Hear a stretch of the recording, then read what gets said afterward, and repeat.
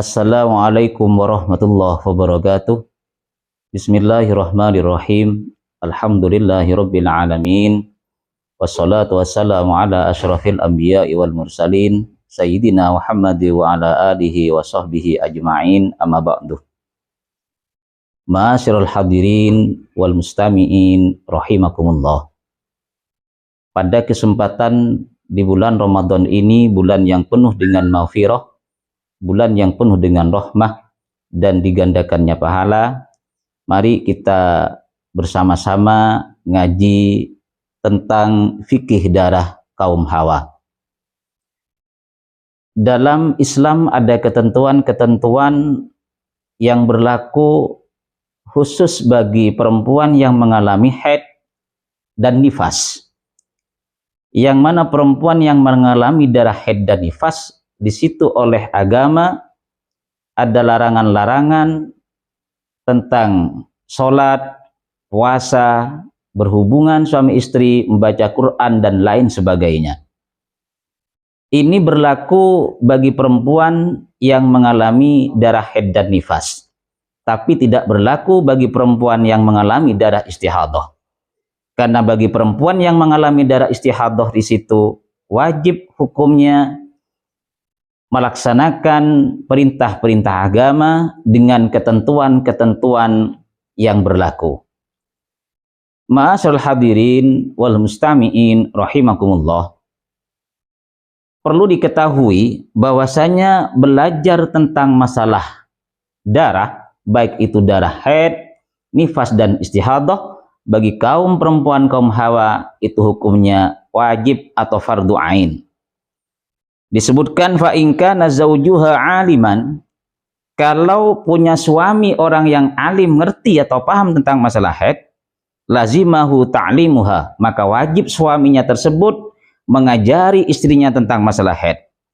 Tapi wa illa, kalau suaminya tidak paham tentang masalah haid, tidak pernah belajar tentang masalah haid, falaha al-qurud li ta'allumi ma lazimaha ta'allumuha, maka di situ perempuan ini boleh keluar dari rumahnya li ta'allumi ma, untuk belajar tentang masalah haid, toh walaupun di situ tanpa izin dari suaminya. Artinya perempuan boleh keluar rumah tanpa izin suami kalau suaminya di situ tidak paham atau tidak mengerti dan tidak bisa memberi pelajaran bagi istrinya tersebut. Bal yajibuh di sini wa yahrumuh man'uha. Di sini malah dilarang suaminya melarang istrinya untuk keluar dari rumahnya yang belajar tentang masalah haid.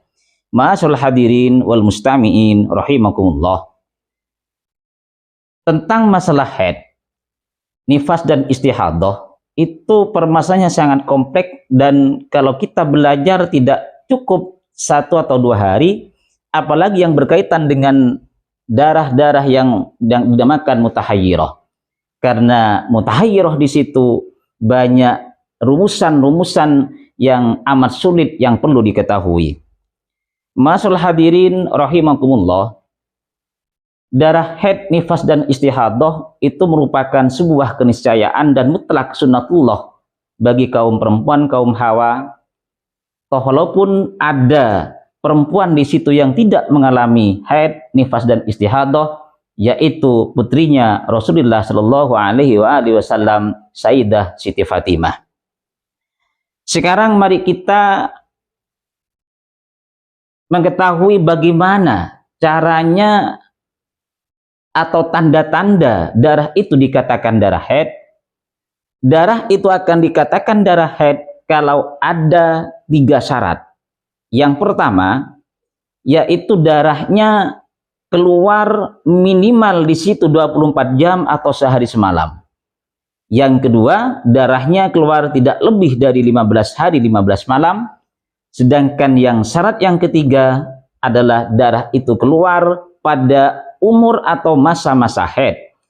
Masa haidnya keluarnya darah tersebut bagi perempuan umur 9 tahun kurang 16 hari kalau menurut hitungan kalender Hijriah, atau kurang lebihnya 8 tahun 9 bulan kalau menurut hitungan kalender Masehi.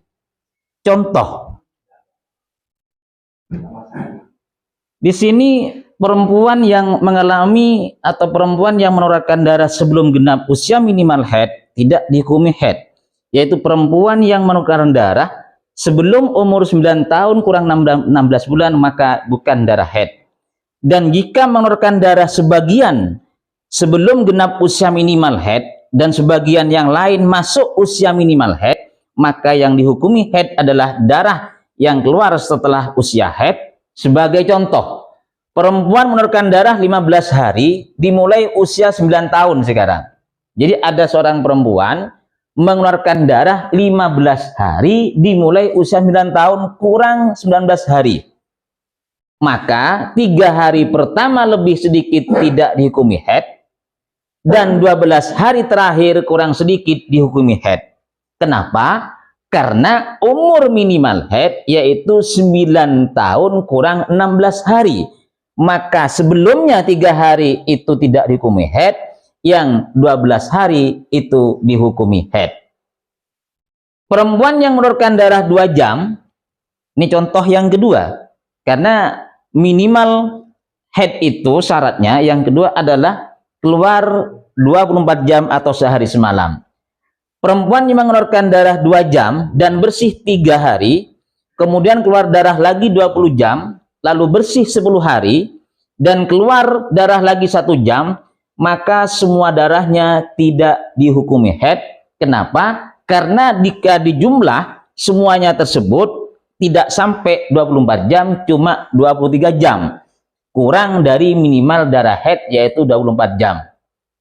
Dalam kurun waktu 15 hari, 15 malam.